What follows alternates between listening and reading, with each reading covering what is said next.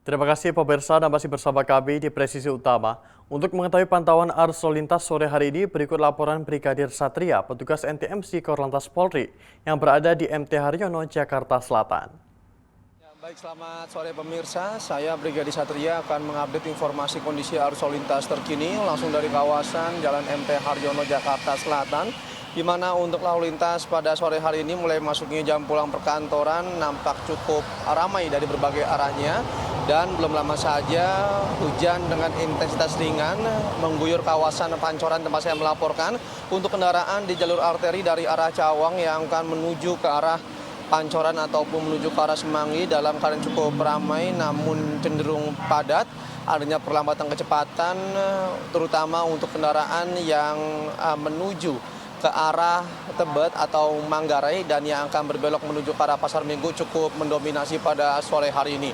Agar para pengendara dapat tetap bersabar serta tetap menjaga jarak aman kendaraan Anda dengan kendaraan lainnya. Sementara untuk arah sebaliknya di jalur arteri dari arah Semanggi atau dari arah Kuningan yang akan menuju ke arah Pancoran nampak cukup ramai namun tetap terbilang lancar. Yang perlu diantisipasi yaitu banyaknya kendaraan keluar masuk mengingat cukup banyak area perkantoran di sana agar para pengendara dapat tetap menjaga batas kecepatan maksimal kendaraan Anda. Sementara untuk lalu lintas di tol dalam kota dari arah Cawang yang akan menuju ke arah Selipi dalam keadaan ramai lancar, untuk arah sebaliknya mulai mengalami peningkatan volume arus kendaraan untuk ruas tol dalam kota dari arah Selipi yang akan menuju ke arah Cawang mulai cukup ramai dan juga cenderung padat di sana. Kecepatan kendaraan hanya dapat dipacu berkisar 40 hingga 50 km per jam. Walaupun lalu lintas dinilai cukup lancar, kami himbau kepada seluruh pengguna jalan tol agar tidak menggunakan bahu jalan dikarenakan bahu jalan hanya diperuntukkan untuk keadaan yang darurat. Sementara untuk penerapan ganjil genap pada sesi kedua yang berlangsung hingga malam nanti juga masih akan diterapkan di sepanjang ruas jalan di tempat saya melaporkan saat ini, di mana pada sore hingga malam hari nanti hanya kendaraan berplat nomor genap yang dapat melintas, sementara kendaraan berplat nomor ganjil dipersilakan menggunakan jalur alternatif lain sesuai dengan tujuan Anda. Dan yang seperti saya jelaskan di awal, memang pada saat ini hujan dengan intensitas ringan mulai mengguyur kawasan Pancoran. Terkait dari itu kami himbau kepada seluruh pengendara sepeda motor agar tidak berteduh di bawah flyover maupun underpass karena hal tersebut cukup kali menyebabkan kemacetan lalu lintas, dan juga kami himbau agar menghindari penggunaan jas hujan jenis ponco karena hal tersebut kerap kali menyebabkan kecelakaan. Dan untuk informasi selengkapnya silakan hubungi call center kami di nomor 1500669 dan juga melalui SMS center di 9119. Stop pelanggaran, stop kecelakaan, keselamatan untuk kemanusiaan untuk Indonesia lebih tertib. Demikian informasi yang dapat disampaikan langsung dari kawasan Pancoran, tepatnya di Jalan MT Haryono, Jakarta Selatan. Semoga bermanfaat, selamat beraktivitas dan salam presisi. Pemirsa, dalam upaya menunjukkan kepedulian terhadap masyarakat yang membutuhkan, Polres Metro Bekasi menyalurkan bantuan berupa kursi roda kepada 2 warga yang mengalami keterbatasan mobilitas. Bantuan ini diberikan sebagai bagian dari program sosial kepolisian yang berfokus pada peningkatan kesejahteraan masyarakat. Salah satu penerima bantuan adalah Rukia, 70 tahun, warga kampung Kebun Kopi, Desa Cibaru Sahaja, Kecamatan Cibarusa, Kabupaten Bekasi. Rukia diketahui mengalami gangguan kesehatan serius seperti penyakit jantung, ginjal, dan gangguan saraf yang mengakibatkan ketidakmampuannya untuk berjalan. Bantuan lainnya diberikan kepada Muhammad Syafiq Komarudin, 9 tahun, anak asal Karangbahagia, Kecamatan Cikarang Utara yang menderita cerebral palsy. Kapolres Metro Bekasi, Kombes Pol Mustafa menyatakan bahwa kegiatan ini merupakan bentuk komitmen kepolisian untuk tidak hanya menjalankan tugas menjaga keamanan, tetapi juga berperan aktif dalam kegiatan sosial yang menyentuh langsung kehidupan masyarakat. Bantuan kursi roda ini diharapkan dapat meringankan beban dan meningkatkan kualitas hidup para penerima serta keluarganya. Langkah ini juga mencerminkan peran polisi sebagai pelindung, pengayom, dan pelayan masyarakat. Polres Metro Bekasi menegaskan akan terus hadir mendampingi masyarakat dalam berbagai aspek kehidupan, termasuk memberikan dukungan bagi mereka yang membutuhkan bantuan kesehatan dan alat bantu mobilitas. Melalui kegiatan seperti ini, kepolisian berharap dapat mempererat hubungan antara aparat penegak hukum dan masyarakat, serta membangun rasa empati dan solidaritas di tengah kehidupan sosial. Dari Humas Polres Metro Bekasi melaporkan untuk Polri TV. Pemirsa, Kabid Propam Polda Banten Kombes Pol Murwoto didampingi Kapolres Serang AKBP Condro Sasongko melaksanakan pengecekan pengamanan logistik pemilu di gudang KPU Kabupaten Serang di Komplek Pergudangan Desa Kasarengan, Kecamatan Ciruas, Kabupaten Serang, Rabu 23 April 2025.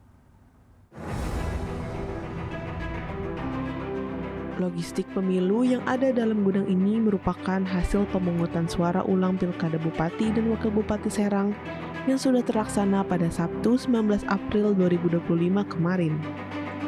Selain mengecek anggotanya yang bertugas, Kabid Propam Polda Banten Kombes Pol Murwoto bersama Kapolres Serang AKBP Condro Sasongko juga meninjau langsung ke dalam gudang logistik. Dua perwira menengah ini juga melihat langsung berbagai deretan kotak suara berisi logistik pemilu. Pengecekan tersebut dilakukan sebagai bagian dari upaya untuk memastikan logistik hasil pemungutan suara ulang kemarin dijaga dengan baik. Dalam kesempatan itu, Kabid Propam mengecek alat pemadam api ringan yang disiapkan di samping pintu gudang. Tidak hanya itu, Kabid Propam Polda Banten Kombes Pol Murwoto juga meminta anggota yang bertugas untuk mempraktekkan cara penggunaan alat pemadam tersebut.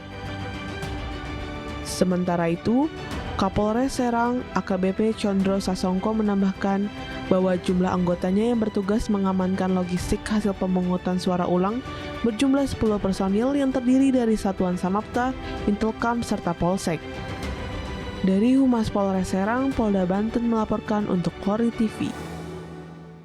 Pemirsa, dalam upaya meningkatkan kualitas pendidikan dasar di wilayah Pegunungan Papua, Satuan Tugas Polisi Sahabat Anak dan Pelajar Polres Yalimo menggelar kegiatan belajar bersama anak-anak di distrik Elelim.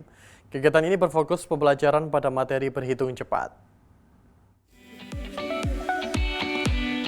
Personel Satgas SIIPAR menggelar kelas terbuka di Balai Kampung. Dengan pendekatan yang menyenangkan dan metode belajar interaktif, anak-anak diajarkan teknik berhitung dasar secara cepat, mulai dari penjumlahan hingga perkalian. Kegiatan ini mendapat sambutan hangat dari warga dan orang tua.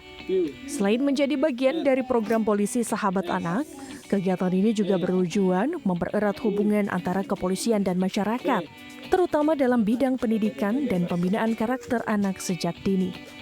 Dengan semangat membangun masa depan generasi muda Papua, Satgas SIIPAR Polres Yalimo berkomitmen untuk terus hadir, mendampingi dan mendukung pendidikan anak-anak di daerah pedalaman. Dari Humas Polda Papua, melaporkan untuk Polri TV. Pemirsa, guna menghadapi Hari Buruh Nasional atau May Day, Polda Maluku Utara menggelar simulasi penanganan unjuk rasa dengan mendatangkan instruktur khusus dari Korps Brimob Polri. Berikut laporan Bribda Baila. Pemirsa, datangkan tim dari Korps Brimob Polri. Polda Maluku Utara menggelar latihan gladi posko dan tactical floor game serta pengamanan unjuk rasa dalam rangka persiapan pengamanan May Day di Maluku Utara. Berikut informasi selengkapnya untuk Anda. Polresta Bengkulu memastikan jalannya aksi unjuk rasa berlangsung dengan aman dan tertib. Pengamanan dilakukan secara profesional dengan melibatkan personel Polresta Bengkulu serta unit terkait. Kehadiran aparat kepolisian di lokasi bertujuan untuk menjaga ketertiban dan memastikan penyampaian aspirasi berjalan tanpa gangguan keamanan. Dalam pengamanan ini, pihak kepolisian juga melakukan pendekatan persuasif kepada para demonstran. Melalui komunikasi yang baik antara aparat dan peserta aksi, unjuk rasa dapat berlangsung secara damai tanpa ada tindakan anarkis atau gangguan sekitar. Polisi terus mengingatkan demonstran untuk menyampaikan aspirasi mereka secara tertib dan tidak melanggar aturan hukum yang berlaku. Dari Humas Polresta Bengkulu, Polda Bengkulu, Polri TV.